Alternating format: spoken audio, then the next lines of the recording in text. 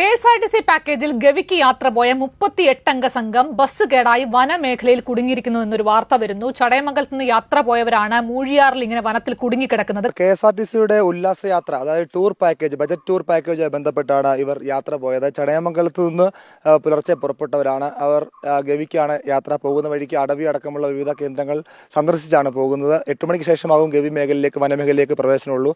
അതനുസരിച്ചാണ് ഗവി മേഖലയിലേക്ക് പ്രവേശിച്ചത്. അങ്ങനെ മൂഴിയാർ തുടക്കത്തിലുള്ള ഭാഗം തന്നെയാണ്. മൂഴിയാർ മേഖല എത്തിയപ്പോൾ തന്നെ ഈ KSRTC ബസ് കേടായി എന്നുള്ളതാണ് യാത്രക്കാർ പറയുന്നത്. അങ്ങനെ 11 മണിയോട് കൂടി ഏതാണ്ട് ഈ വിവരം അധികൃതരെ അറിയിച്ചതാണ്. സാധാരണ ഇത്തരത്തിൽ വാഹനങ്ങൾ പോകുന്നത് കേടുവരികയാണെങ്കിൽ അല്ലെങ്കിൽ തകരാർ സംഭവിക്കുകയാണെങ്കിൽ പകരം പത്തനംതിട്ടയിൽ നിന്ന് ബസ് എത്തിക്കുകയാണ് പതിവ്. ഈ യാത്രക്കാർ പറയുന്നത് ഇവർ ഇത്തരത്തിൽ ഈ കേടായി എന്ന രീതിയിൽ അറിയിപ്പ് നൽകിയിട്ടും പിന്നെ ഇതുവരെയാവും പിന്നീട് ഒരു വിവരവും അറിയിപ്പും അധികൃതരുടെ ഭാഗത്ത് നിന്ന് കിട്ടിയിട്ടില്ല. പകരം ബസ് അയക്കുന്ന കാര്യത്തിൽ ഒരു നടപടി ഉണ്ടായില്ല എന്നാണ് യാത്രക്കാരുടെ ആക്ഷേപം.